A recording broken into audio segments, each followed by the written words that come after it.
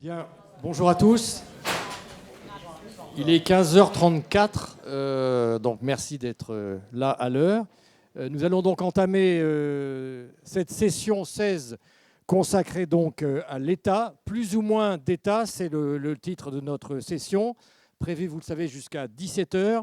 Alors évidemment, vous avez vu que c'est un thème très large, mais vous avez vu également que nous avons à mes côtés un plateau tout à fait prestigieux. Je vous présenterai dans un instant tous nos invités. Je rappelle tout simplement au départ les règles du jeu compte tenu du temps imparti. Une présentation de notre thème par Philippe Aghion, membre du Cercle des économistes. Puis donc les interventions de chacun de nos invités, on va dire environ 7-8 minutes. Ensuite, si tout va bien, une petite demi-heure consacrée à vos questions-réponses avec vous dans la salle. Donc je vais demander tout de suite d'abord à Philippe Aghion, économiste, professeur, membre du Cercle des économistes, de nous présenter en quelque sorte, en quelques minutes, notre thème. Il y a évidemment beaucoup de questions. L'État, son efficacité, la régulation, avec un point d'interrogation, le débat entre les libéraux, les néolibéraux et les autres, l'État-providence, est-ce que ça a encore un sens aujourd'hui? Tout cela, bien sûr, avec en toile de fond le contexte économique que vous connaissez, c'est-à-dire aussi la crise, bien entendu, et la mondialisation. Philippe. Les pattes, ah voilà. Merci. Voilà, donc pendant les 30 glorieuses, c'est-à-dire donc les 30 années après la fin de la Deuxième Guerre mondiale, jusqu'au milieu des années 70, la France a connu la prospérité sous l'égide de ce qu'on appelle communément l'État-providence. Alors cette organisation de l'État était parfaitement adaptée aux besoins de ce que nous étions à l'époque, c'est-à-dire une économie en rattrapage, une économie dont la croissance reposait essentiellement sur l'imitation technologique. On rattrapait le retard que nous avions. Et cette organisation de l'État-providence reposait sur 3 piliers essentiellement. Le premier pilier, c'était une politique industrielle, mais c'était une politique industrielle qu'on appelle très colbertiste, très top-down, de haut en bas, qui reposait sur des entreprises publiques. Il y avait un gros secteur public. Et puis les champions nationaux, vous voyez, on est des Dassault, etc. Et c'était vraiment la politique industrielle par les grands groupes et par le secteur public. Il y avait par ailleurs une gestion qu'on j'appellerais keynésienne du cycle économique, c'est-à-dire une gestion par la demande. Quand il y avait une récession, eh bien on faisait de la dépense publique pour faire repartir la machine, et quand il y avait une expansion trop forte, pour éviter la surchauffe, eh bien on réduisait la dépense publique et on augmentait les taux d'intérêt. Une gestion keynésienne, une gestion par la demande du cycle économique. Et puis enfin, il y avait une politique sociale, mais la politique sociale à l'époque, c'était ce qu'on appelait la politique pour compléter les petits salaires. C'était les subventions et les revenus de substitution pour compléter les petits salaires. Parce que le chômage n'était pas un gros problème à l'époque. L'époque, c'était les petits salaires. Il fallait compléter les petits salaires par des subventions et des revenus de substitution. Or, depuis les années 80, nous avons épuisé les ressorts du rattrapage et de l'imitation. D'autant plus que la mondialisation a fait apparaître d'autres acteurs qui sont également des imitateurs, mais qui imitent à des coûts beaucoup plus faibles que nous. Donc nous n'avons pas le choix, pour faire concurrence à la Chine, à l'Asie, etc., de devenir des innovateurs. Notre croissance doit reposer sur l'innovation. Il faut innover. Seulement, pour pouvoir innover, eh bien, on n'a pas besoin du même type d'État que quand on imite. Vous voyez ? Pour faire de l'innovation dans l'économie mondialisée, l'État-providence, tel que je viens de le décrire tout à l'heure, sur les 3 piliers que j'ai décrits, politique industrielle, gestion keynésienne du cycle et la politique des petits salaires, de la complétion, eh bien ça ne suffit pas, c'est plus adapté. Pourquoi ?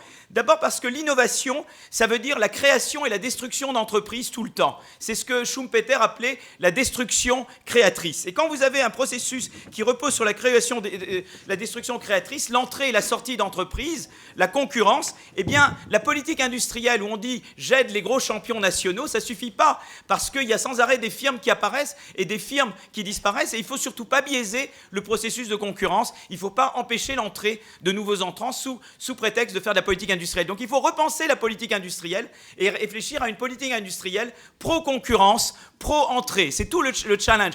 Ça, c'est vrai au niveau européen également. Il faut repenser la politique industrielle. Deuxièmement, l'innovation, c'est de la destruction créatrice. Et ça veut dire qu'il y a sans arrêt des emplois créés, des emplois détruits. Il y a du turnover d'entreprises, mais il y a du turnover d'emplois. Et dans ce monde-là, la politique sociale ne peut pas se résumer à juste compléter les petits salaires. Il faut traiter du problème du chômage. Il faut aider les individus à rebondir d'un emploi à un autre. Donc l'État a un nouveau rôle à jouer pour accompagner le passage d'un job à un autre, puisqu'en fait, dans la vie d'un être humain, il y a en fait beaucoup plus, actuellement, on change d'emploi beaucoup plus souvent qu'à l'époque des Trente Glorieuses, où on passait pratiquement toute sa vie dans une même entreprise. Donc il faut repenser la politique sociale, et c'est tout ce rôle d'aider les individus à rebondir d'un emploi à un autre, la flexi-sécurité, etc. Et finalement, le cycle ne peut plus être géré simplement par la demande, puisque si vous faites de la relance, on est en économie ouverte maintenant, si on fait de la relance par la consommation en France seulement, les gens se mettent à acheter des magnétoscopes étrangers, et essentiellement ce qui se passe, c'est que c'est le déficit commercial qui devient pire, et donc on ne peut pas juste, il faut être compétitif, c'est-à-dire qu'on veut la demande pour des produits français, mais il faut que les produits français soient compétitifs, et donc on ne peut pas juste regarder le côté le côté demande, il faut regarder également le côté offre. Donc l'État-providence tel qu'il était avant doit être revu. Comment le revoir? Alors, il y a des gens qui disent qu'il faut l'État minimal. Les néoconservateurs disent l'État-providence n'était pas adapté, il faut l'État minimal. C'est-à-dire qu'on minimise les dépenses publiques, on minimise les impôts, tout ça pour que les entreprises aient des taux d'intérêt faibles et peu d'impôts, et c'est les entreprises qui portent tout. Donc, État qui se retranche dans ses fonctions régaliennes. Et au-delà de ça, on n'a plus besoin d'État. Donc ça, c'est la vision néoconservatrice. Est-ce que cette vision est juste? Question que je pose au panel. Deuxièmement, si l'État doit quand même investir dans la croissance et cibler ses investissements, d'abord, comment elle peut le faire? En respectant les contraintes budgétaires. Vous voyez, nous, on a en France un gros déficit budgétaire, on a une dette publique importante et on doit investir dans la croissance. Comment on peut concilier les deux? Où est-ce qu'il faut investir? Où est-ce qu'il faut économiser? Est-ce qu'il faut cibler de manière ce qu'on appelle horizontale, c'est-à-dire on dit on aide la R&D, on aide l'université, on aide l'éducation, on aide les PME innovantes, ou est-ce qu'il faut aussi faire du ciblage vertical, c'est-à-dire on aide le secteur des énergies renouvelables, on aide le secteur du numérique. Donc ça, c'est une question également ouverte. Et enfin, il y a une troisième question qui est comment organiser la transition du vieil État-providence vers l'État réorganisé. Comment on fait ça? Comment on peut le faire d'une manière qui soit équitable et politiquement acceptable? C'est le gros problème qu'on a en France. On doit passer d'un système de retraite en déficit structurel à un système de retraite en équilibre structurel. Comment vous faites ça? On doit réformer le millefeuille. Comment vous faites ça? Donc là, il y a un problème de gestion de transition qui doit être réfléchi. Ce n'est pas seulement la nouvelle forme à long terme, mais c'est comment l'État pense sa propre réorganisation. Alors j'ai presque terminé, j'étais trop long. Je veux juste donner l'exemple d'un pays où l'État doit d'urgence être réformé. Un exemple au hasard. La France. La France consacre 8 points de PIB de plus que l'Allemagne en dépenses publiques. Est-ce que les services publics sont bien meilleurs en France qu'en Allemagne? J'en doute fortement. Donc pourquoi ce gâchis? Deuxièmement, la France dépense 32 milliards par an au titre de la formation professionnelle. Mais 5 chômeurs sur 6 sont sans formation. How come? Why? My dear friends. Alors, troisièmement, la France dépense 40 milliards d'euros par an dans le logement. Mais la France est le pays où le coût du logement impose la charge la plus élevée sur les salariés. Comment ça se fait? Où va l'argent? Enfin, la France dépense 2 points de PIB de plus que la Suède en dépenses de santé, mais l'espérance de vie est la même en France qu'en Suède. Qu'est-ce qui ne va pas dans notre système de santé? Donc c'est tout ça qui doit être mis à plat. Et en fait, la question, c'est comment la France peut réformer l'État, mettre à plat ses missions publiques, comme les Suédois ou les Canadiens l'ont fait, et changer son système de retraite, changer son système d'assurance maladie, avec une majorité et un parti socialiste qui repose beaucoup sur les fonctionnaires et les élus locaux. Le gros problème du gouvernement actuel, c'est que le parti au pouvoir et la majorité, c'est beaucoup des fonctionnaires et des élus locaux. Or, c'est à eux que vous devez dire, on va réformer le millefeuille, comment vous faites? Donc ça, c'est un peu le schmilblick, et c'est un petit peu, on va interroger le panel sur ces questions-là. Voilà, merci beaucoup. Merci.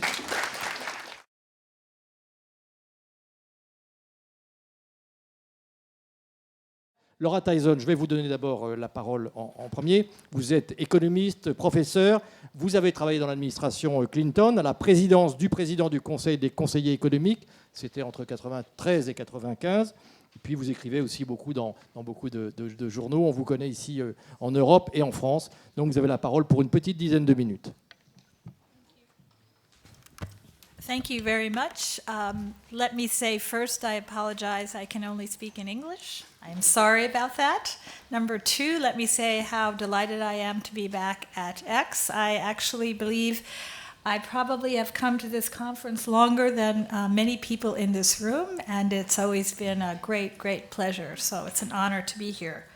Let me say third that I am entirely in agreement with Philippe and his paper. So if you expect a critical analysis, perhaps from another panelist, but not from me, we tend to see economic issues very similarly. I think he's posed a very important question, which I will take as what should a budget-constrained state in a developed country do to promote growth? He makes a distinction in the paper, it's a very meaningful distinction. Developing countries can do different things to promote growth. So this is budget-constrained, developed country, like France, like the US. And I will talk about what economists think about this question. First of all, the focus is on growth. And growth very quickly leads you to innovation, because if you do cross-country studies of growth or you study growth over time, you see that it depends upon capital and human capital and resources, but there's a fundamental driver of growth which becomes more and more important as an economy becomes more developed, and that is technological change, and that is driven by innovation. So if you focus on growth, you get very quickly to innovation.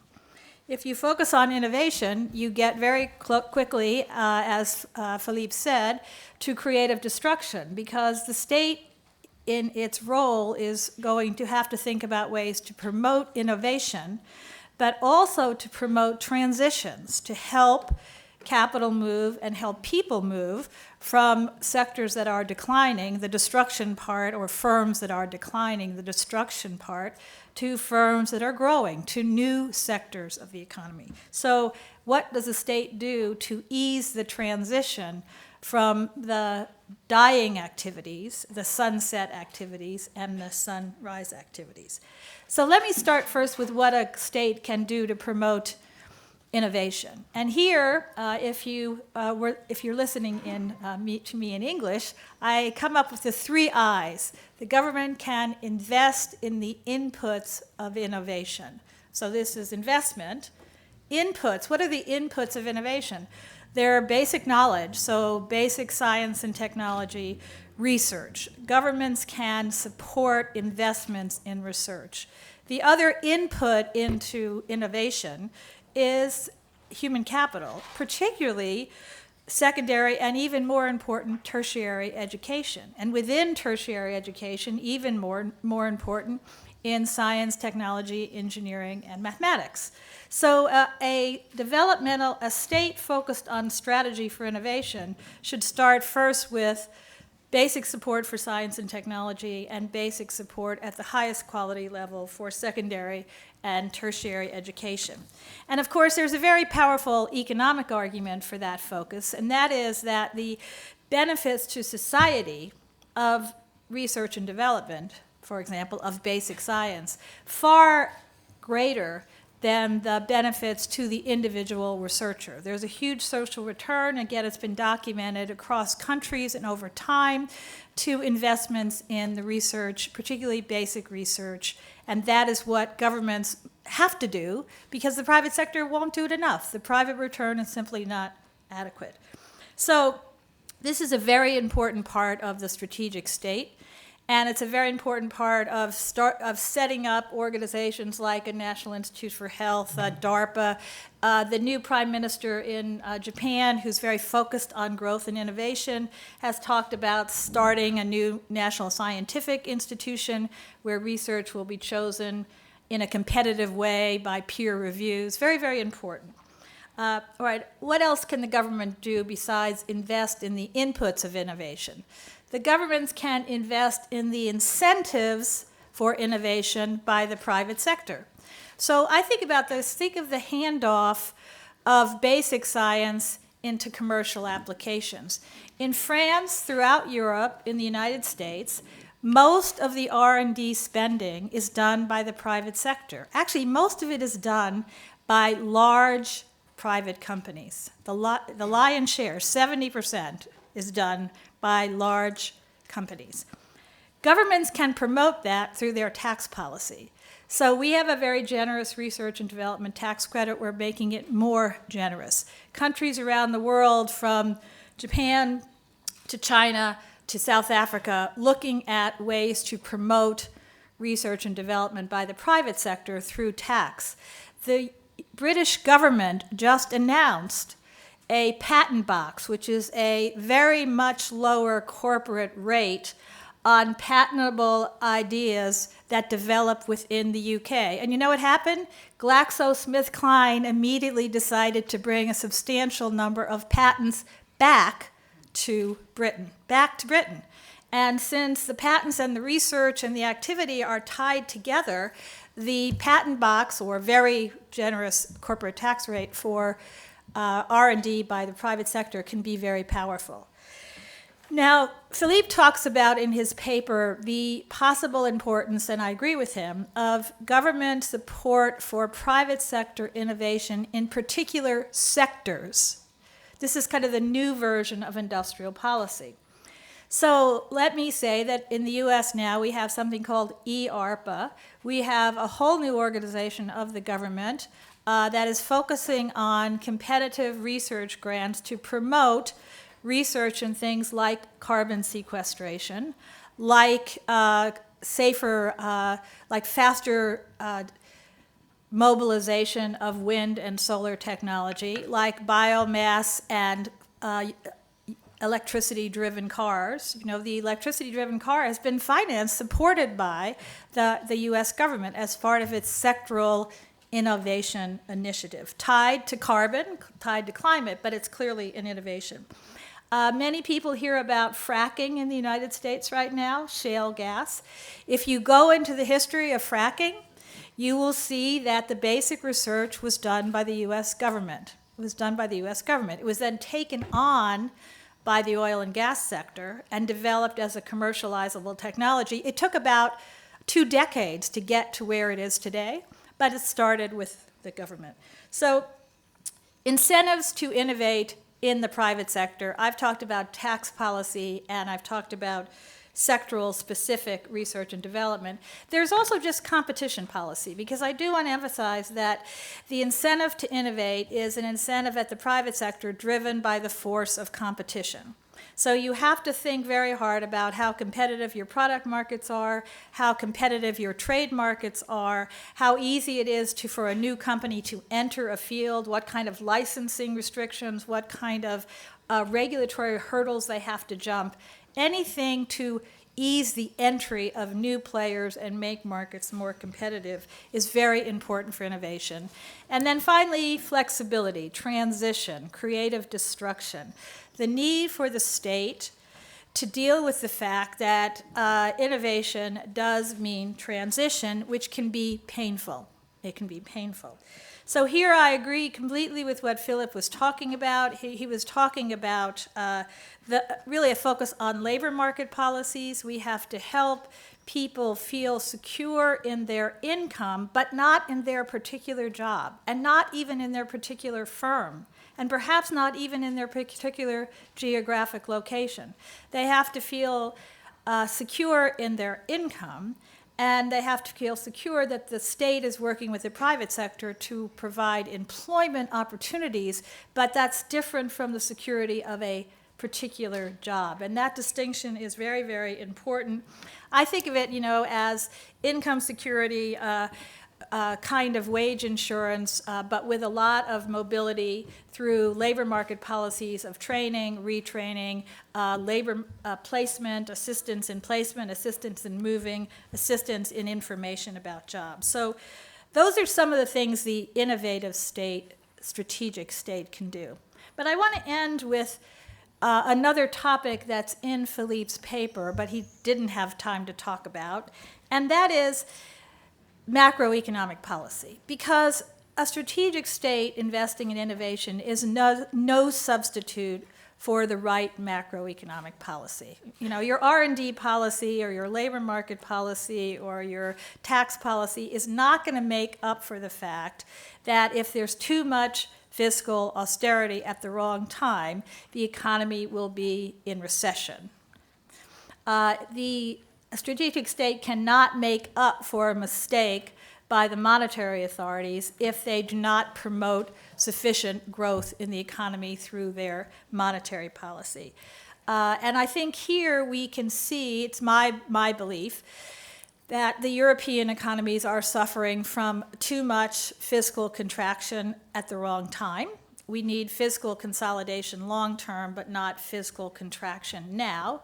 Fiscal contraction is contractionary. That's it. It is contractionary. It reduces growth, it reduces output, it reduces employment, it reduces demand. It does not stimulate the economy. And of course, the argument that fiscal austerity stimulates the economy by reducing the government debt, that argument was based on a study which has now been largely questioned, a study which drew a relationship between the debt to GDP ratio, sovereign debt, government debt to GDP ratio, and economic growth. There isn't a simple relationship. There is not. There certainly is no causality demonstrated that high debt to GDP means low growth. There simply isn't.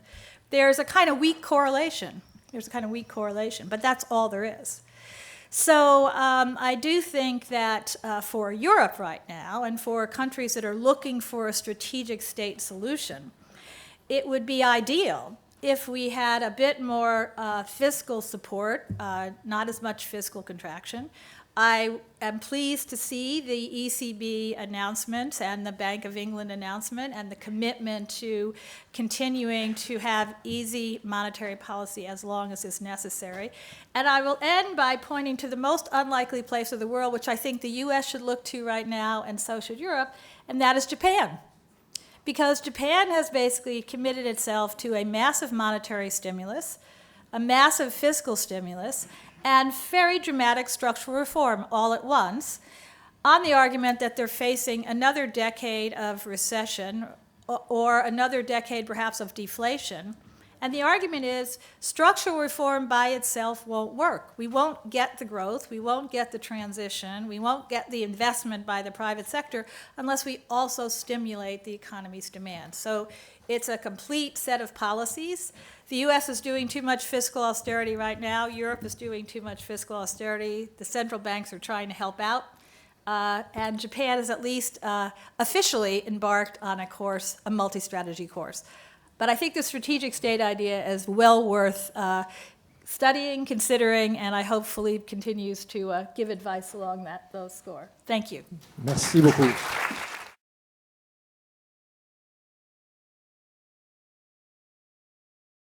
Je vais laisser la parole maintenant à M. Kemal Derviş. Vous êtes économiste et homme politique turc. Vous avez aussi travaillé pendant 24 ans à la Banque mondiale. Vous parlez 4 langues, dont le français, ça tombe bien. Vous êtes aujourd'hui vice-président de Brookings, ce qui est un des think tanks américains le plus connu. Donc vous avez écouté les précédentes interventions, et quand on a un petit peu préparé ce plateau tout à l'heure, vous m'avez dit, moi je vais plaider plutôt pour un État différent. Moi j'ai envie de vous demander, peut-être pour démarrer, est-ce qu'il reste aujourd'hui vraiment des leviers, compte tenu du contexte économique dont on a parlé tout à l'heure, est-ce qu'il reste des leviers aujourd'hui pour un État, quel qu'il soit ?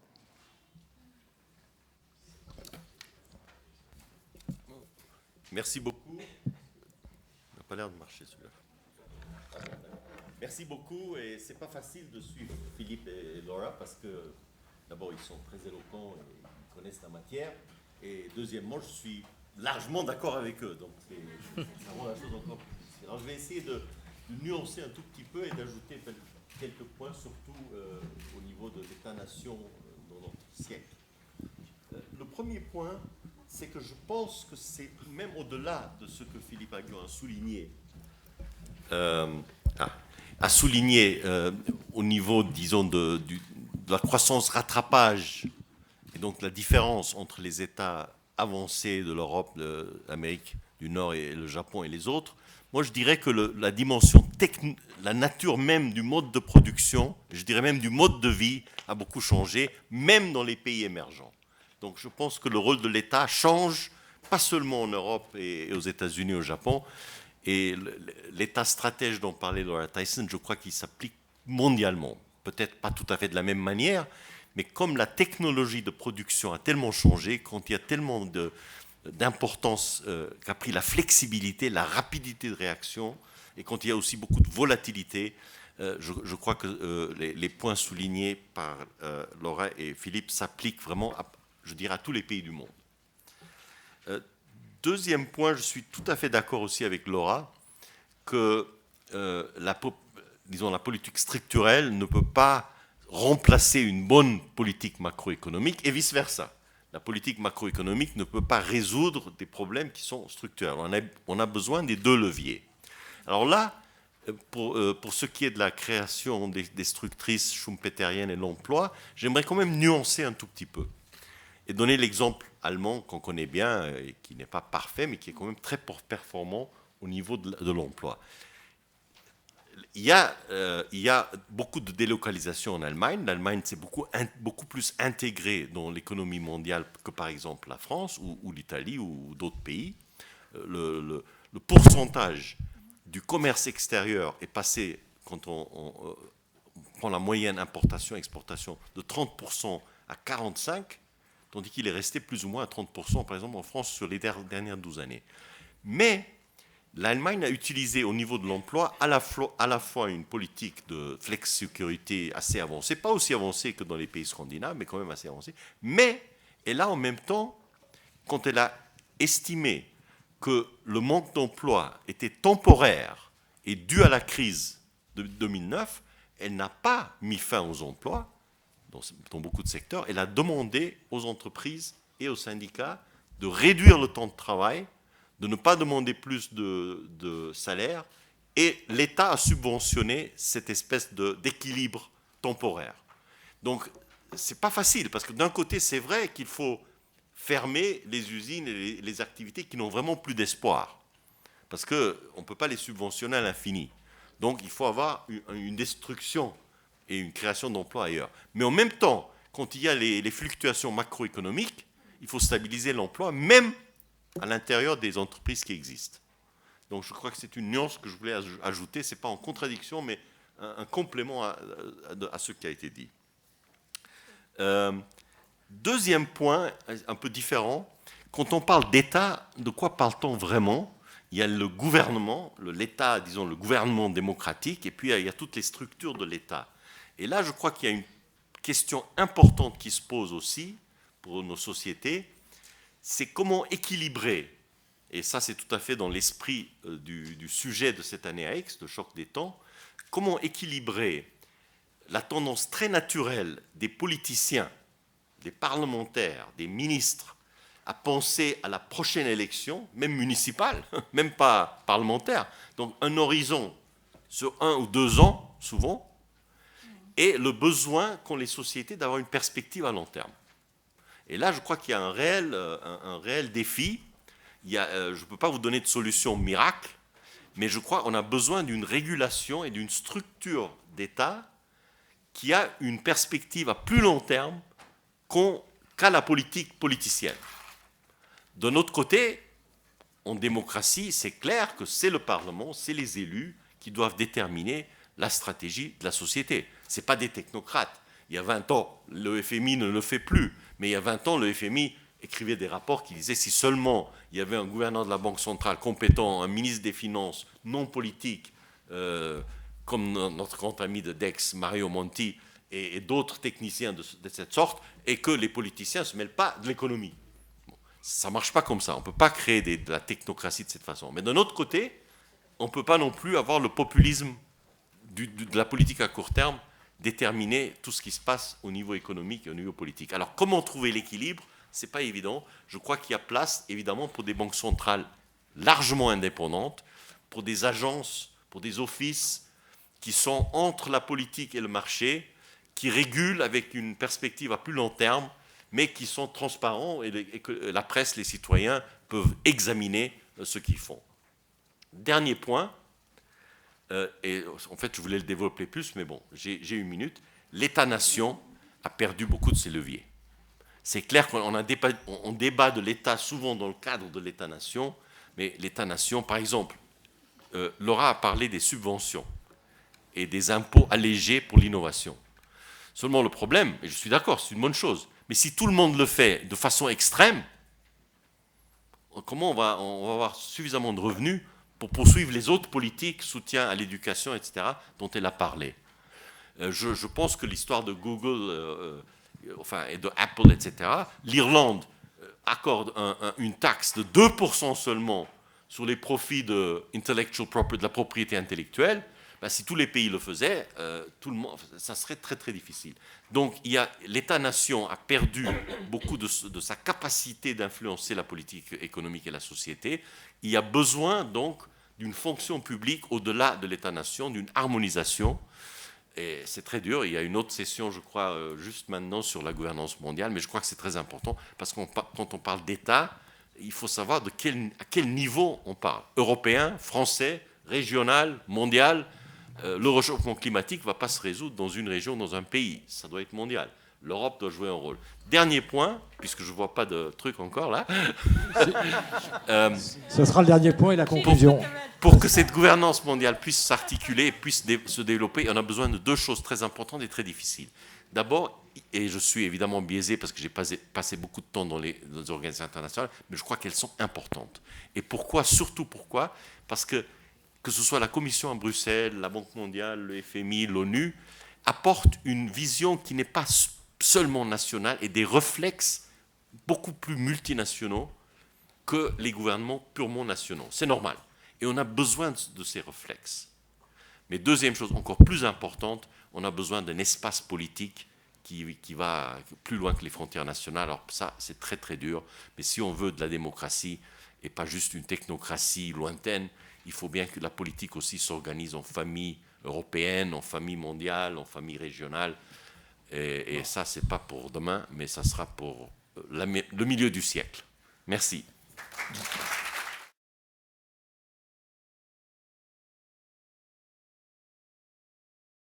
Pierre Molander, je vais vous donner la parole. Vous êtes directeur général de la Swedish Social Insurance Inspectorate. Vous avez beaucoup travaillé sur la mondialisation. Et quand on s'est vu tout à l'heure, vous m'avez dit, mais au fond, moi, l'État-providence, ce n'est pas une expression qui me fait peur. Je ne suis pas contre du tout. C'est un peu ça? Non. OK. Merci. Et merci de l'invitation. Ma réponse à la question posée dans la rubrique plus ou moins d'État, c'est que cette question me paraît tout à fait bien posée. Il ne s'agit pas de trouver un État de telle taille, mais plutôt de créer un État qui répond aux besoins des citoyens d'une façon adéquate. Première image, s'il vous plaît. Ceux parmi vous qui ont été en Afrique, vous connaissez sans doute l'expression « the big five », les 5 grands. Auparavant, c'était les animaux sauvages qu'il fallait tuer pour prouver sa masculinité. Alors, il y a aussi les 5 grands de la politique, à mon avis. Ce sont des situations archétypiques qui définissent le domaine potentiel de l'État. À savoir, tout d'abord, le problème de coopération, qui est fondamental. Sans contrat social, il n'y a rien à discuter du tout. Mais aussi les problèmes quotidiens de contrôle des effets externes ou la production des biens publics appartiennent à la même catégorie. Deuxième problème, l'inégalité. Tout le monde sait ce que c'est. Troisième problème, les décisions à long terme, où il faut peser les coûts, les bénéfices d'aujourd'hui aux coûts et bénéfices de demain. Là, typiquement, l'intervention publique traite de systèmes de pension obligatoires ou la recherche ou des investissements dans l'infrastructure. Quatrième problème, les décisions risquées. Les échecs du marché dans le domaine des assurances sont bien connus. Et c'est pourquoi nous avons une sécurité sociale. Et finalement, le problème d'information incomplète, où le système scolaire obligatoire est l'exemple le plus important de l'intervention publique. Ce que ces problèmes ont en commun, c'est que la maximisation de l'utilité individuelle n'aboutit pas à un équilibre efficient. Et le rôle de l'État, donc, est de garantir un tel équilibre, ou du moins un équilibre acceptable. Comme vous voyez, cette perspective définit un rôle assez ambitieux pour l'État, un État-providence, si vous voulez.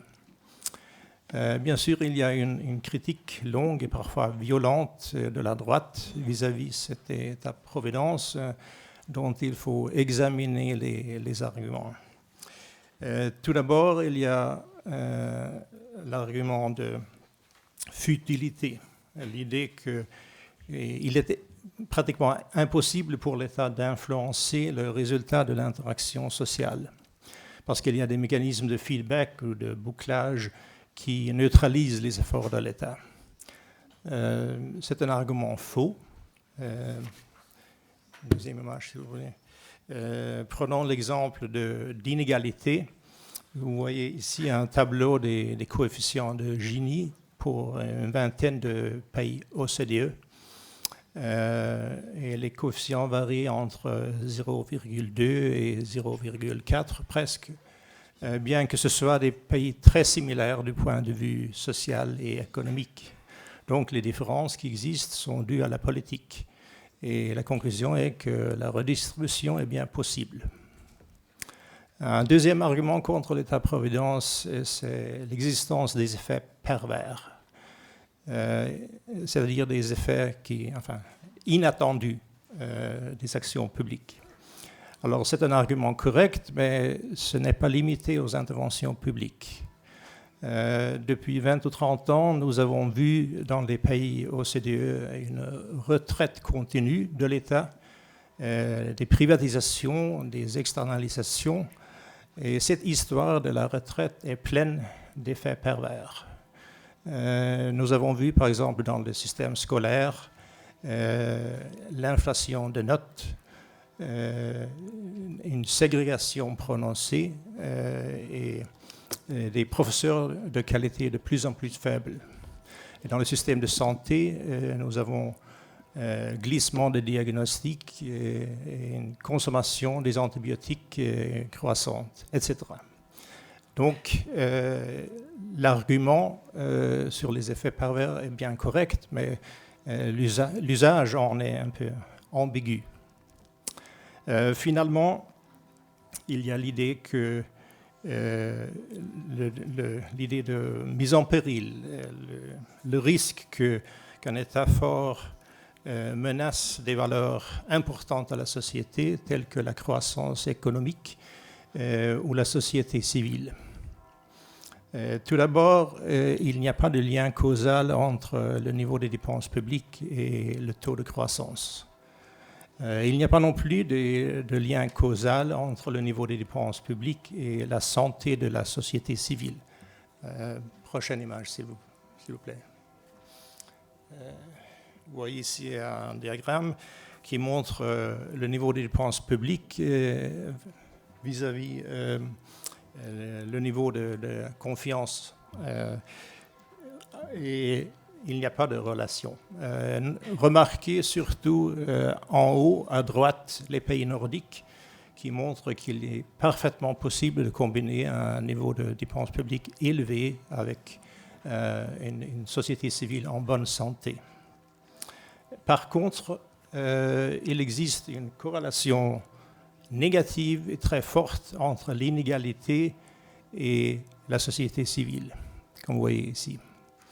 Il paraît donc que celui qui veut sauvegarder la société civile doit avant tout se concentrer sur une réduction de l'inégalité dans la société. En somme, les problèmes que j'ai décrits et la solution que représente l'État-providence sont universels et permanents. Les événements des dernières décennies, tels que la globalisation ou les crises financières, ne donnent pas lieu à une révision fondamentale de l'État-providence. C'est pourquoi la Suède, face à la crise des années 90, a fait son mieux pour sauvegarder l'État-providence et on a fait des sacrifices à court terme pour garder ce qui était important à long terme. Je m'arrête là. Merci. Eli Cohen, je ne sais pas si on vous présente encore, vous êtes un habitué des lieux, économiste, professeur, directeur de recherche au CNRS, auteur de nombreuses publications. On vous connaît également dans les médias. Tout à l'heure, quand on a bavardé, vous m'avez dit, mais finalement, cette crise aura probablement eu au moins une vertu, c'est que, par exemple, la politique industrielle, et l'État peut s'en occuper, eh bien, on en parle, ou plutôt on en reparle encore aujourd'hui, et c'est sans doute tant mieux. C'est un petit peu ça que vous vouliez dire. Oui, je vais vous parler donc d'une politique d'une ringardise absolue, c'est la politique industrielle. Il faut savoir qu'il y a encore quelques années, juste avant la crise, on considérait que la politique industrielle, c'était la somme de toutes les horreurs, c'est-à-dire la promotion des champions nationaux, la capture de l'État par ces champions nationaux, le gaspillage de l'argent public dans des éléphants blancs, etc. Et que donc, tous ceux qui travaillaient sur la politique industrielle avaient dû changer de métier, ce qui était mon cas. Et à la faveur de la crise, la politique industrielle est de retour. Alors pourquoi ? Il y a 4 ou 5 facteurs qui expliquent pourquoi la politique industrielle est de retour. La première raison, c'est qu'on a découvert au cœur de la crise qu'en matière industrielle comme en matière de finance, il y avait un phénomène de too big to fail. C'est-à-dire qu'on ne pouvait pas accepter que le règle de la destruction créatrice fonctionne quand ça concernait par exemple l'industrie automobile à Detroit ou quand ça consistait à traiter le problème de Peugeot ou de Volvo ou de Opel. Donc, il y avait une espèce de nécessité d'intervention et en fait, on a vu tous les États intervenir pour sauver des industries qui représentaient des choses très importantes. Il faut savoir que l'automobile, ça représente à peu près 1/5 de l'industrie manufacturière, à peu près 1/10 de l'économie globale. Donc, il y a eu un phénomène de too big to fail. Premier élément. Deuxième élément, il y a eu ce que j'appellerais la redécouverte de la parabole des chips. Vous savez, en termes de politique industrielle, on a longtemps discuté du point de savoir si les problèmes de spécialisation étaient importants. Est-ce qu'il était important de produire des chips, c'est-à-dire des potato chips, ou des chips, c'est-à-dire des composants électroniques? Et la tendance générale avant la crise, c'était de dire, au fond, ce n'est pas très important. Ce qui est important, c'est la croissance de l'activité, c'est la croissance du revenu. Et au fond, il n'est pas très important d'être spécialisé dans un domaine plutôt que l'autre. Eh bien non, pas du tout. On a découvert, à la faveur de la crise, qu'un pays devait pouvoir exporter s'il devait importer, que le problème de balance courante était un problème important, que s'il y avait des déséquilibres globaux qui s'installaient dans la durée, ça suscitait des problèmes de dette difficiles à soutenir, et que ces problèmes de dette avaient eux-mêmes des problèmes sur la solidité d'une monnaie. Je pense à ce qui s'est passé au niveau de la zone euro. Donc, la question de la spécialisation n'est pas indifférente. C'est un sujet important. Troisième élément qu'on a découvert, c'est que le modèle fabless, qui s'était beaucoup développé dans l'industrie, est un modèle qui est périlleux en situation de crise. Qu'est-ce que c'est que le modèle fabless? C'est l'idée que dans les chaînes de valeur, vous pouvez accepter dans les pays développés un effondrement du cœur manufacturier dès lors que vous êtes capable de vous redéployer sur l'amont, c'est-à-dire la technologie, l'innovation, etc., et l'aval, c'est-à-dire le marketing, la vente, le développement, etc. Eh bien non. On a découvert que les pays qui avaient accepté la disparition de leur industrie, qui avaient eu donc un phénomène de délocalisation et de désindustrialisation massive, réagissaient beaucoup plus mal à la crise que ceux qui avaient réussi à maintenir une présence manufacturière significative. Ce qui me permet de dire également, quatrième découverte à la faveur de cette crise, que les pays qui avaient développé des stratégies mercantilistes, je pense à la Chine ou à l'Allemagne, sont des pays qui ont plutôt mieux résisté, là aussi à la faveur à la crise. Et puis si je devais ajouter un dernier élément, c'est l'impact négatif de la financiarisation de l'économie sur le développement industriel. Et là, je pense à la grande mode qui existait avant la crise, qui était celle de la déconglomérisation. Et si je devais donner un exemple qui parle à tout le monde, il y avait deux conglomérats technologiques qui avaient une dynamique favorable à la fin des années 90, c'était Siemens d'un côté et Alcatel de l'autre. Regardez où en est Alcatel aujourd'hui et où en est Siemens. Donc cette idée qu'une entreprise doit optimiser son portefeuille d'activité en fonction de critères financiers est une idée qui s'est révélée fausse parce que ça ne lui a pas donné la possibilité de rebondir et ça ne lui a pas donné la possibilité de naviguer plusieurs cycles. Alors, une fois qu'on a fait ces 5 découvertes, qu'est-ce qu'on fait?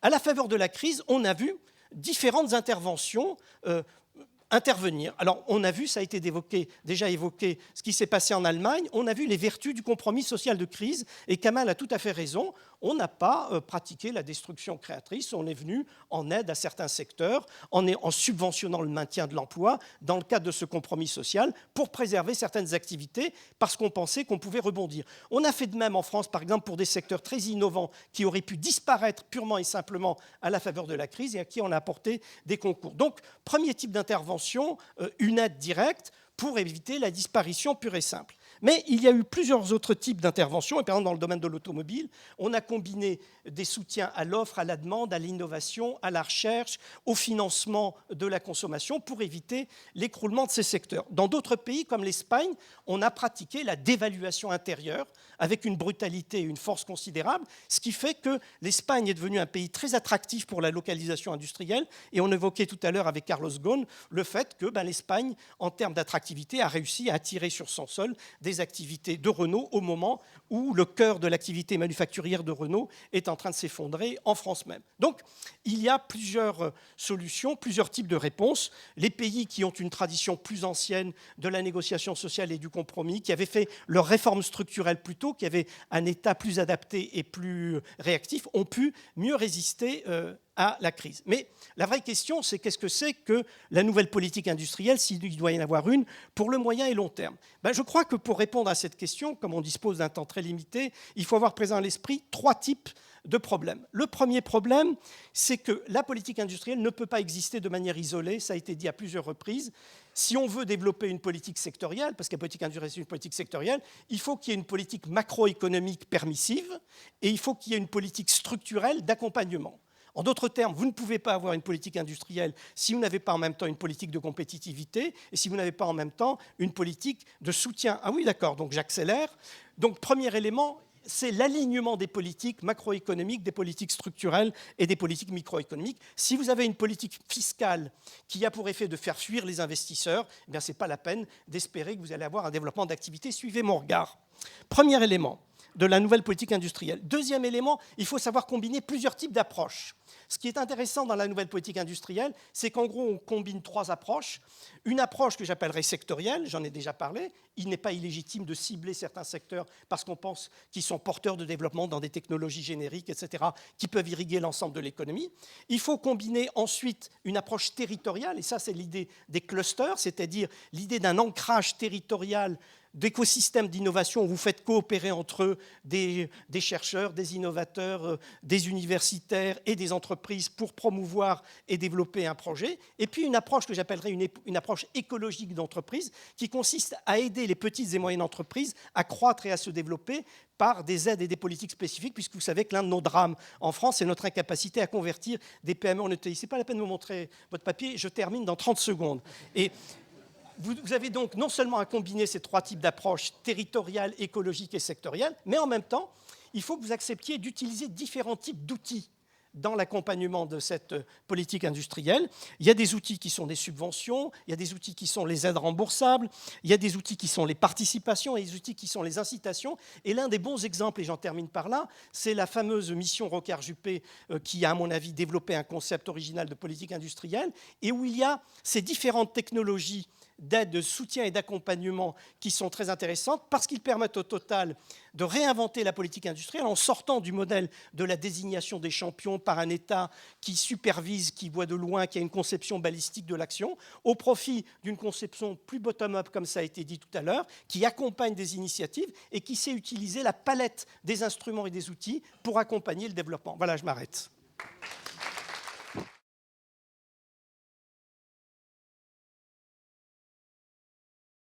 Alors, on a entendu beaucoup de paroles d'économistes, notamment, vous êtes juriste, vous appartenez à Clifford Chance, un des plus importants cabinets d'avocats, vous êtes avocat.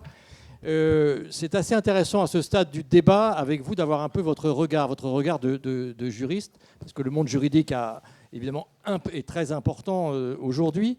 En tant que juriste, je dirais entre un État-providence, un État régulateur ou un État stratège, est-ce que tout ça est conciliable, de votre point de vue ? Alors, je vais vous faire partager effectivement ma réaction à ce stade des débats, qui est assez désespérée, parce que l'état qui nous a été présenté est très séduisant, très enthousiasmant, et j'ai peur qu'il soit impossible à mettre en œuvre. Parce que depuis la fin des 30 Glorieuses, on a construit en fait une nouvelle forme d'État. Ce n'est plus l'État des 30 Glorieuses, c'est l'État post-30 Glorieuses, qu'on pourrait qualifier d'État régulateur. Alors, compte tenu du temps, je ne vais pas faire dans la nuance, à gros traits. Il reste quand même des traces, évidemment, de l'ancien État-providence ou de l'ancien État-directeur qui pouvait faire un peu ce qu'il voulait. Mais l'État régulateur, il se caractérise par 3 choses. Premièrement, c'est un État qui met en place des règles qui ne disent pas aux agents économiques où ils doivent aller.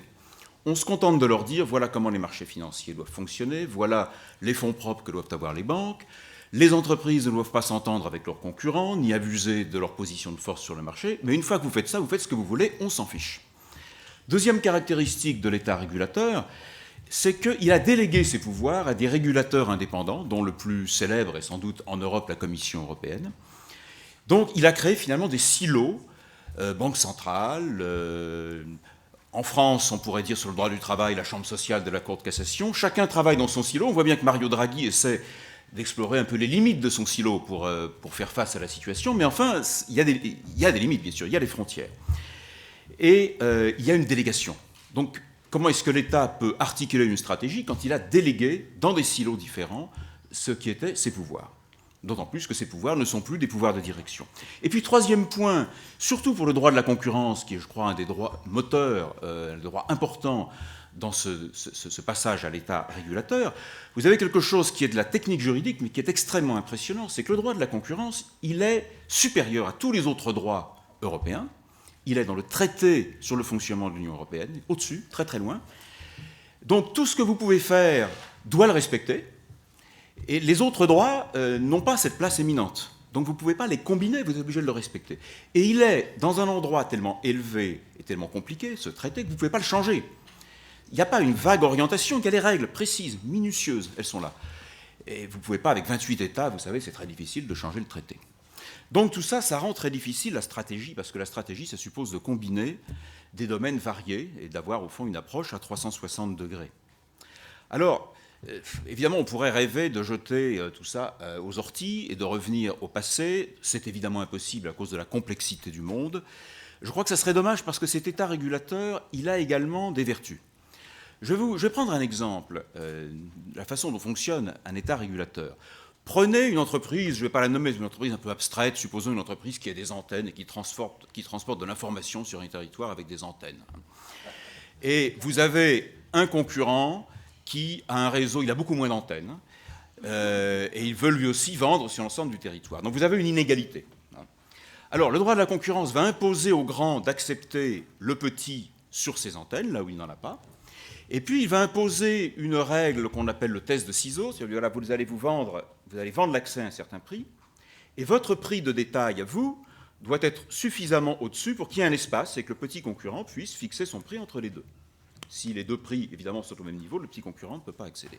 Donc vous voyez qu'on va rechercher une forme de justice, c'est assez intéressant, mais une justice qui se combine avec l'efficacité, parce que si le petit concurrent est inefficace et qu'il ne parvient pas à rentrer dans cet espace, eh bien tant pis pour lui. Donc c'est une approche qui combine justice et efficacité, et qui le fait avec une technicité dont on n'a pas idée quand on ne pratique pas ces affaires-là. Pendant des mois et des mois, ces entreprises vont s'échanger des mémoires, faire travailler les économistes. Ce qui est intéressant, c'est qu'on va trouver les économistes pour soutenir les deux thèses, le prix doit être ici, doit être là. Mais il ne faut pas être trop ironique sur cela, parce qu'en fait, non, d'abord, on doit respecter les économistes ici, mais surtout parce que ça va conduire, en fait, à restreindre par un débat extrêmement sophistiqué l'espace d'incertitude. On voit que la théorie et les faits vont couvrir par une sorte de pointillé de certitude, et puis il va rester un petit espace, et c'est dans ce petit espace que l'autorité, finalement, qui prend la décision, va se mouvoir et va appliquer son pouvoir. Si vous comparez ça au travail qui est fait sur les politiques économiques et sociales, je dirais, d'un État traditionnel, quelques réformes qui, dans un parti politique avant les élections, vont être rapidement conçues, vous voyez qu'il y a un abîme qui fait peur et qui fait mal, finalement. Donc il serait dommage que l'État de demain oublie ce progrès qu'a constitué l'État régulateur. Alors, je ne sais pas combien de temps il me reste, je ne vais pas bâtir le nouvel État de demain en 2 minutes, mais on peut peut-être avoir quelques idées.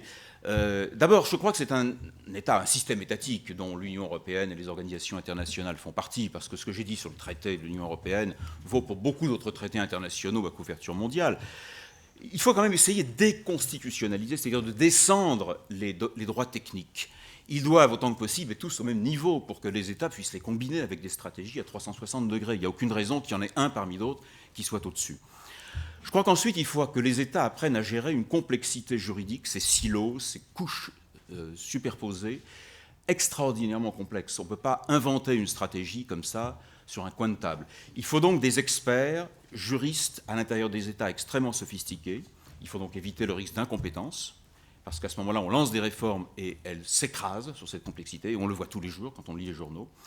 Mais il faut éviter l'échec inverse, c'est que ces spécialistes de la complexité, ce n'est pas eux qui doivent mener les stratégies, ce n'est pas leur rôle. Et c'est souvent ce qui peut se passer au fur et à mesure qu'un État, au fond, se met à développer une fonction publique capable de gérer cette complexité. Il lui confie les clés de la machine, parce qu'elle a l'air de comprendre, de savoir ce qu'elle fait. Mais en fait, elle n'en sait rien. Elle se contente de gérer la complexité, mais elle n'a pas d'idée sur les stratégies. Et je crois que la troisième piste possible, et je fais référence à ce que j'ai dit dans mon deuxième point sur les méthodes de prise de décision qu'a développé l'État régulateur, ce serait d'essayer de les étendre, y compris dans des domaines qui sont plus politiques traditionnellement. Une chose qui est souvent frappante quand on est juriste et qu'on réfléchit à ces questions, c'est qu'un certain nombre de grandes législations, celles dont la presse va parler, vous voyez deux phases dans leur élaboration. Vous avez une première phase dont vous n'avez pas idée, il ne se passe pratiquement rien, on n'en entend pas parler, tout d'un coup, une idée sort, le gouvernement va faire ceci, un candidat à la présidence va faire cela. Et puis après, vous allez avoir un débat public, vous allez avoir un débat parlementaire extraordinairement coûteux, mais finalement qui va modifier très légèrement à la marge. En réalité, le débat qui a conduit à la prise de décision, il n'est pas transparent et il n'est pas informé. Et il ne s'agit pas seulement de tenir compte des différents lobbies qui pourraient s'exprimer, mais il s'agit, comme je l'ai indiqué tout à l'heure, il s'agirait, dans un État idéal, de faire coopérer le savoir académique, le savoir factuel, et petit à petit de réduire, de limiter cette tâche, cette zone où un pouvoir discrétionnaire et stratégique doit pouvoir s'exercer en se disant c'est pas la peine d'aller ailleurs parce que le reste, bon, visiblement, il est déjà contraint par un certain nombre de réalités. Et c'est au fond dans cette direction qu'on pourrait aller. Mais je suis juriste, alors à la fois ça me donne une modestie, une immodestie. C'est certainement pas le droit qui va faire évoluer l'État. Il faut de la politique, il faut de l'évolution culturelle. Mais obliger, par exemple, les processus de décision à être transparents, à être profondément contradictoires, beaucoup plus en amont, c'est quelque chose qui peut se faire par le droit. Le droit peut rendre ça obligatoire. Et je crois que c'est stop. D'accord.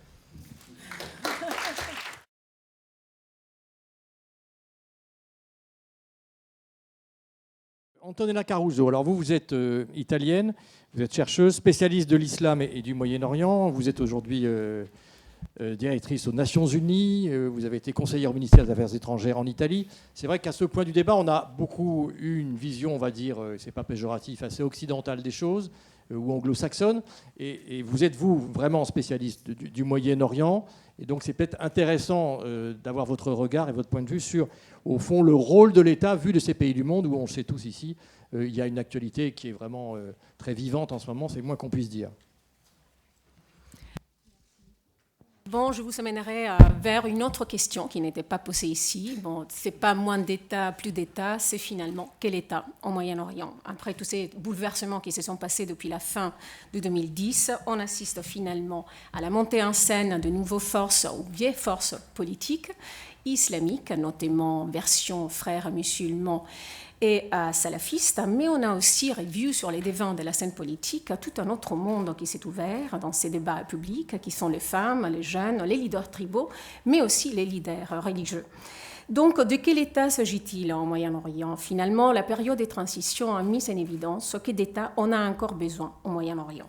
Ce qui était mis en discussion, c'était finalement la forme du gouvernement, avec une gouvernance qui devait être plus juste et inclusive.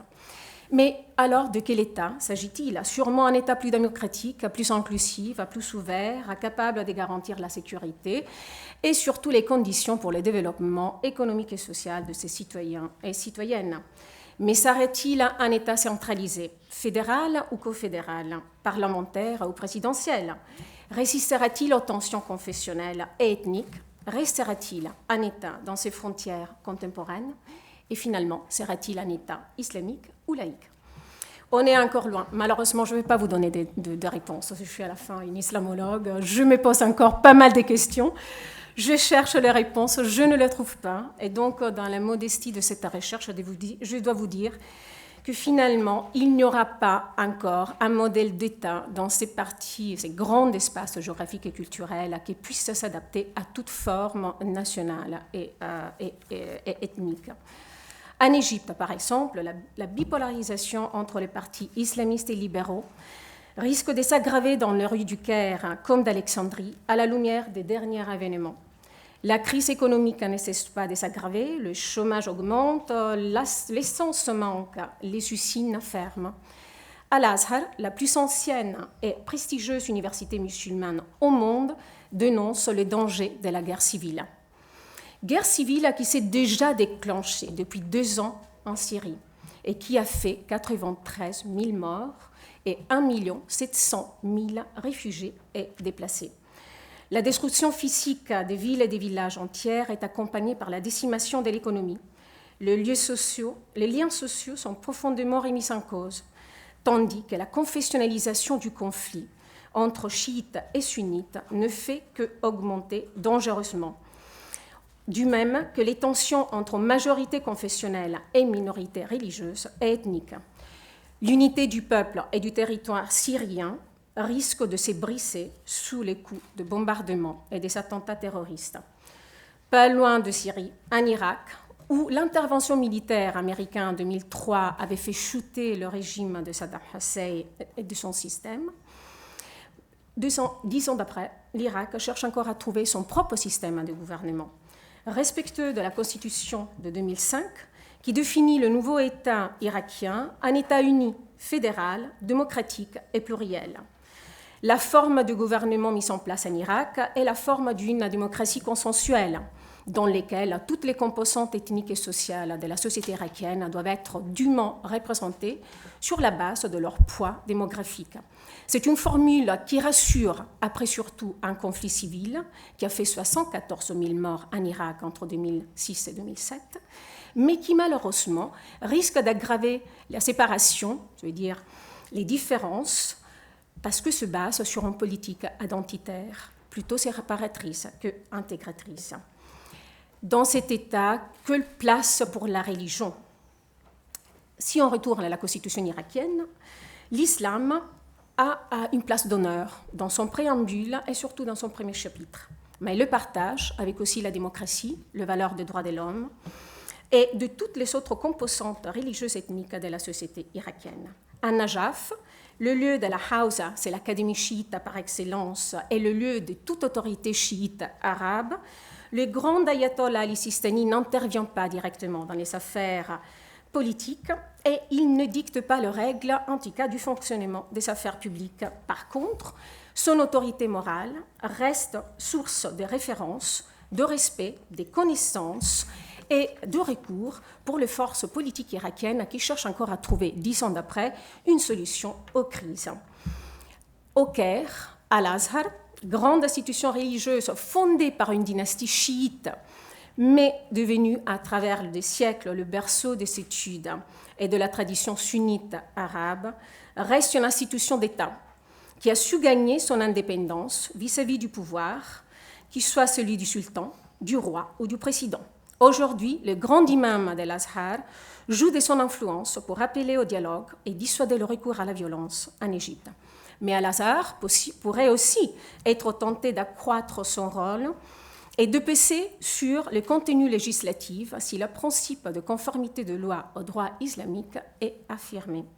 Mais alors, on assistera-t-on à la naissance d'un État laïque dans le pays arabe? Le modèle turc reste unique dans tout son genre. l'État-nation et le principe de laïcité constituent les fondements de l'État turc depuis l'abolition du califat en 1924 et l'inscription de la laïcité dans la Constitution en 1937. La séparation de la religion et de l'État est encore loin d'être réalisée dans ce monde arabe qui risque en revanche de plonger dans les tensions confessionnelles intra-islamiques. Donc, après toutes ces interrogations et manque de réponses, la seule chose qu'on sait, c'est que les sociétés arabes, finalement, se sont libérées de la peur de la répression et s'expriment librement dans une presse et dans des médias bien diversifiés. Le débat autour d'un État, d'un nouveau pacte entre la société et l'État est encore à ses débuts, tandis que la recherche d'un nouvel ordre politique et social est sujette à des convulsions dangereuses.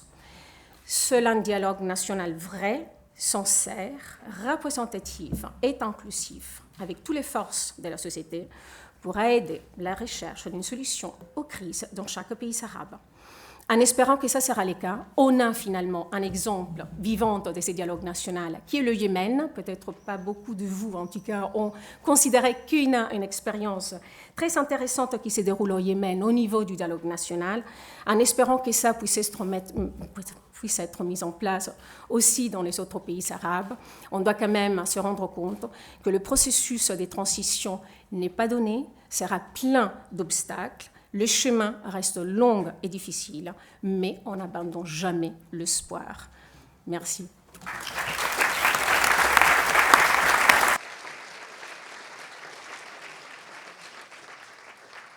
Merci beaucoup, Antonella Caruso. Il nous reste un tout petit peu de temps. J'avais une question à vous poser. Il y a un pays que vous n'avez pas cité, ou alors j'étais peut-être un peu distrait. Vous n'avez pas cité l'Iran sur cette relation État-religion. Oui, non. Bon, j'ai cité Ali Sistani. Oui, c'est ça. Donc, et là, c'est vraiment l'exemple d'une autorité religieuse qui n'intervient pas directement dans les affaires publiques, mais qui reste autorité morale. Ça aurait dû être aussi le cas d'Iran. Merci.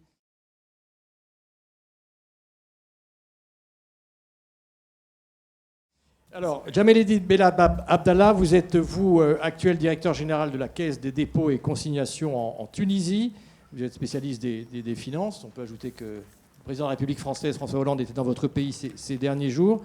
On a assez peu parlé pendant notre débat, au fond, de ce qu'attendent finalement les citoyens ou l'opinion publique des États. Dans votre pays, est-ce que l'opinion attend encore beaucoup, tout simplement, de l'État tunisien, du pays que vous connaissez bien ? Merci beaucoup. Merci pour l'invitation. Je remercie Antonella parce qu'elle a bien fait une introduction, puisque je veux parler d'un pays et du rôle de l'État d'un pays en transition. En fait, pendant 5 décennies, la Tunisie a réalisé de bonnes performances en matière de croissance. Donc, on a fait 5% en moyenne. Et malgré ça, on s'est réveillé en 2011 sur un pays où nous avons 700 000 chômeurs, dont 230 000 diplômés d'université, et un développement inégalitaire au niveau des régions. Cela implique que le modèle de la croissance, privilégier la croissance, n'implique pas la réduction des inégalités au niveau des catégories sociales et aussi au niveau des régions. Avant la Révolution, en fait, l'État, c'était un État qui s'occupait de tout. Donc, pratiquement 100% de l'économie est entre les mains de l'État, donc directement à travers ses institutions, ses structures. Et le slogan, c'est consommer, l'État s'occupe de tout. Mais en fait, ce choix a bien sûr montré ses limites et on a eu la Révolution. Aujourd'hui, après la Révolution, le problème, c'est que les classes politiques regardent un peu les échéances électorales.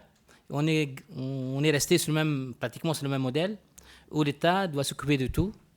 Le seul problème, c'est qu'avec cette notion d'État-prévidence, ou plutôt d'un Dieu-État qui va faire tout, il y a un creusement des déficits publics au niveau de la balance de paiement et un endettement. Et les risques sont énormes au niveau du pays si l'État ne change pas de politique. Et ces risques, en fait, Kamel Davis connaît bien la Tunisie, donc il était pendant très longtemps à la Banque mondiale. Les risques sont importants parce que s'il n'y a pas un redressement au niveau du rôle de l'État, ce sera soit une crise financière, soit une crise de paiement ou une crise de finances publiques, si rien n'est fait. Le seul problème est que la classe politique actuelle n'est pas consciente de cela. Et la mise d'un nouveau modèle donc, de développement pour la Tunisie est urgente, et on ne voit pas, à travers le gouvernement actuel et le programme politique des partis, même ceux de l'opposition, prennent en considération tout cela. Alors, qu'est-ce qui est exigé ici? C'est que la classe politique ne doit pas regarder le court terme, il a bien dit Clément Davis. En fait, il faut qu'on dépasse l'espace électoral. Il faut qu'on pense à une Tunisie des années 40 pour projeter un peu le besoin du pays, le besoin des populations pendant cette période et quelle société on aura à ce moment-là. Et malheureusement, on ne voit pas un dialogue clair entre économistes par rapport à ces choix de société. Et se dit quel rôle de l'État? Et que dans ce rôle-là, il faut faire intervenir le secteur privé. La Tunisie a un secteur privé qui est assez dynamique, mais malheureusement, au niveau de la productivité de ce secteur, on sait surtout utiliser de l'avantage compétitif qui est la main-d'œuvre. Maintenant, avec la globalisation, je crois que ce secteur public ne pourra pas absorber donc, les masses de chômeurs et surtout les masses de diplômés. Nous avons 80 000 diplômés de supérieurs chaque année. Alors il faut que l'État fasse ce partenariat avec le secteur privé, un nouveau partenariat, une nouvelle règle. Et le secteur privé doit jouer un nouveau rôle dans le cadre d'une économie basée sur l'innovation et la compétitivité. Pour cela, l'État doit jouer le rôle aussi de définir les règles au niveau de cette société pour mettre en place des plans d'innovation et de financement de la recherche. Il est vrai que l'État a commencé à parler de cela, une économie d'innovation, mais dans la réalité, si on regarde un peu le pourcentage du PIB qui va vers la recherche ou l'innovation, il est très minime par rapport à ce qui va à la subvention de la consommation. Donc nous consommons, nous subventionnons, l'État subventionne autant que le budget d'équipement. Donc pratiquement, l'équivalent du budget d'équipement de la Tunisie est donné en subvention aux populations dans l'énergie et dans les produits de base. La deuxième, le deuxième remarque importante, c'est que le secteur public doit aussi régler un problème. Nous avons un problème de gouvernance. Et les politiques actuelles disent que le problème qu'a connu l'économie tunisienne, en fait, sont dus à la corruption. Et si on élimine la corruption, et la bonne gouvernance permettrait au pays de gagner 1 à 2% de croissance. Ça pourrait être vrai sur le court terme, mais sans une politique ou une stratégie basée sur l'innovation, on n'aura pas à atteindre de taux de croissance qui permettront de réduire le chômage, surtout le chômage de diplômés de supérieurs.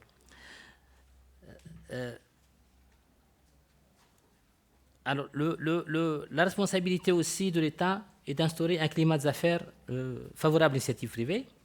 Effectivement, nous avons bien sûr une administration aussi bien que mal, parce qu'elle fonctionne, donc c'est une administration un peu compliquée. Mais il y a un certain nombre de réformes que l'État doit engager, et il est vrai que ces réformes sont déjà inscrites dans le cadre de plans d'appui et de réformes que l'État engage. Ce sont des réformes au niveau du secteur financier, l'accès de la PME au financement, au niveau de l'administration et surtout au niveau des incitations à l'investissement. Ces incitations à l'investissement sont en fait très coûteuses et ne sont pas très productives, puisqu'en fait l'investissement se fait dans des secteurs qui ne sont pas très fort en valeur ajoutée, donc de producteurs en valeur ajoutée, et l'État a peut-être intérêt à orienter ces investissements vers le secteur de l'innovation. Enfin, dans les conditions actuelles, je dirais un mot juste que si l'État veut que l'économie soit relancée, il a un rôle important à jouer dans l'instauration de la sécurité et de la paix sociale. Merci.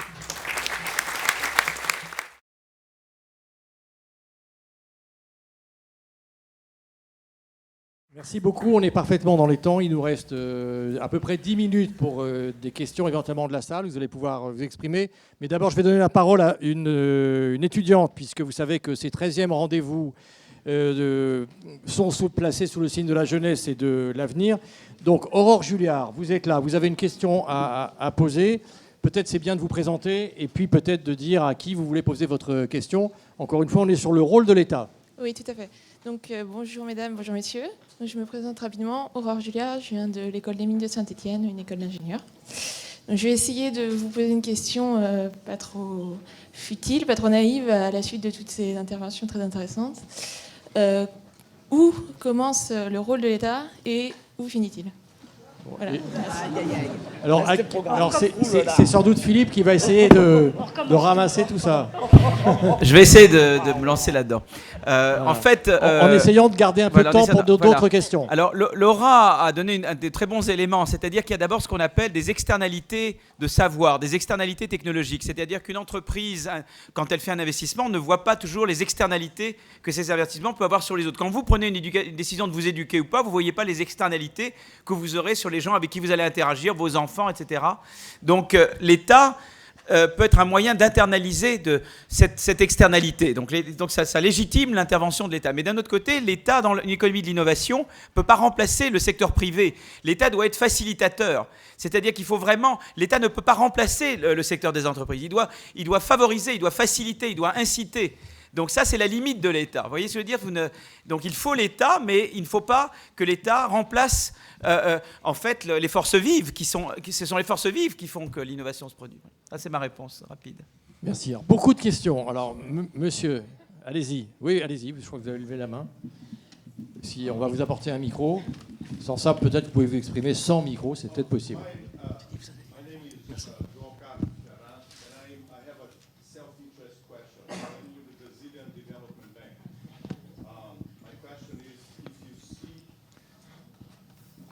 If you see a role for the state in long-term financing, self-interest view. In long-term financing, the role of the state in long-term financing, risk capital, credit, guarantees. Alors, qui souhaite peut-être répondre? Oui. Allez-y. Oui. Laura Tyson. One of the speakers spoke about the problem, which is... One of the speakers spoke about the problem of the time horizon of political leaders being short in general, and the time horizon of many innovation projects being quite long. So I can think of two ways to address this. One is using more public-private partnership idea where the state has a financing facility which can provide some of the initial capital, but if it's not picked up and combined with the private sector, the project won't get done. This is mostly in large infrastructure projects where I think we have some demonstration around the world that with a relatively small amount of public sector investment, a capitalized infrastructure investment bank, you can mobilize a lot of private long-term investment. Sovereign wealth funds around the world now are looking for partnerships with governments in infrastructure. They're bringing long-term private capital. They want to find a state partner that will provide some of the initial. So that's one. On the issue of R&D, research and development financing, I think it's very important to emphasize the way those decisions are made is very important. The government can play a very important role in providing a source of basic science funding that is long-term, because who knows, as I said, fracking in the United States, that research was done in the 50s and 60s. It's only now that it's commercially applicable. So the state can do it in R&D, but a key part of that is to make sure that the allocation of that money is driven by peer review. It's not driven by politicians. It's not driven by people moving in and out of government. The government sets up the funding stream. The academics, oftentimes with the private sector, determine what projects will be funded. Merci beaucoup. Autre question? Oui, s'il vous plaît. Allez-y, monsieur. Jean-Jacques Alexandre Souris, universitaire à MU, ex-Marseille Université. Une question tout aussi simple que la bonne question de notre jeune étudiante scientifique. Vous avez envie de la poser à qui? À l'un quelconque, Bon. car elle est très courte. Qui est l'État? Avec une petite précision, ne me répondez pas, c'est une personne morale. Parce que le rôle de l'État, d'après ce que j'ai entendu ce matin, ou cet après-midi, je ne sais plus, dans cet aquarium, on ne sait plus, c'est ce matin ou l'après-midi, vous pouvez peut-être nous dire que l'État a un rôle dans un État démocratique ou dans un État dictatorial, d'accord, sur l'économie. Alors, juste une petite réponse. Qui est l'État?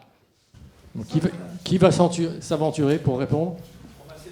Eli Cohen. Le gouvernement démocratiquement élu qui pilote une administration qui est au service du gouvernement démocratiquement élu. Et donc les choix faits par le gouvernement démocratiquement élu et mis en œuvre par l'administration et la bureaucratie d'État. Et vous voulez peut-être préciser les relations entre l'administration et les élus? Ça peut être bien de le faire. Encore une fois, dans une démocratie représentative, c'est le gouvernement qui est investi de la légitimité du gouvernement, c'est le gouvernement qui détermine la politique, c'est sur la base de la détermination de cette politique. Alors, bien entendu, dans l'élaboration de cette politique, nous ne sommes plus dans un mode balistique de l'action, nous ne sommes plus dans un mode top-down. Les gouvernements démocratiques représentatifs se soucient à la fois du point de vue des élus, mais également des différentes parties prenantes de la société. C'est pour ça qu'on a développé tout ce qu'on a appelé une démocratie du public qui fait que, parallèlement à la démocratie représentative, mais devant converger vers le Parlement, il y a toute une série de processus de négociations préalables, de discussions préalables dans toute une série de forums. Alors en France, nous avons poussé l'exercice très loin. Nous procédons à ce que j'appelle la grenélisation des politiques publiques, puisque nous avons décidé qu'il ne s'agissait pas simplement de consulter les partenaires sociaux classiques, mais nous consultons maintenant les différents partenaires de la société civile, les forces écologiques organisées, les forces de consumérisme organisées, etc. Ce qui fait que tout processus décisionnel public est devenu incroyablement long et incroyablement hasardeux. Et je crois que les démocraties avancées, comme les démocraties européennes, combinent cette démocratie du public et la démocratie représentative qui, bien entendu, après, au niveau de la mise en œuvre, s'appuie sur des bureaucraties d'État qui se situent dans un lien hiérarchique par rapport à l'autorité politique. Merci, Eli Cohen. Alors, monsieur, oui, vous avez demandé la parole depuis un instant. On va vous donner un micro, mais vous pouvez peut-être démarrer parce qu'il nous reste 3 minutes. Hein.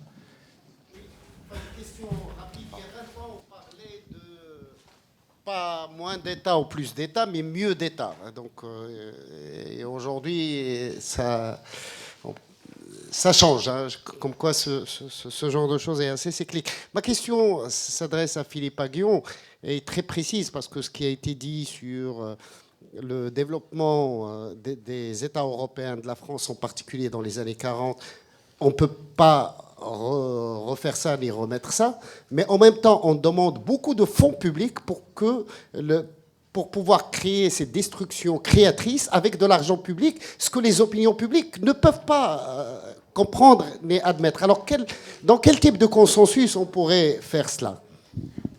Philippe. Si, c'est bon. Ça marche. C'est-à-dire qu'évidemment, on a ce problème de contraintes budgétaires, on doit réduire les déficits publics et la dette publique, et on doit investir dans un nombre de domaines qui poussent l'innovation, qui stimulent l'innovation, l'éducation, l'université. Et donc, c'est pour ça qu'il faut un État stratège. Il faut concentrer, cibler nos investissements. Au lieu de dire j'investis partout, la vision keynésienne, c'est je fais de la relance partout. Et là, c'est de dire je dois cibler mes investissements dans ces domaines.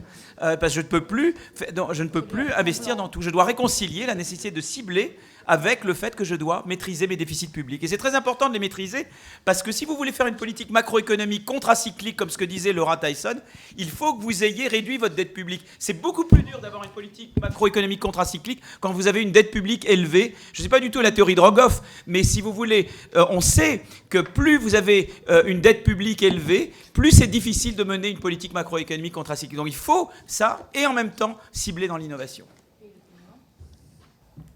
Alors,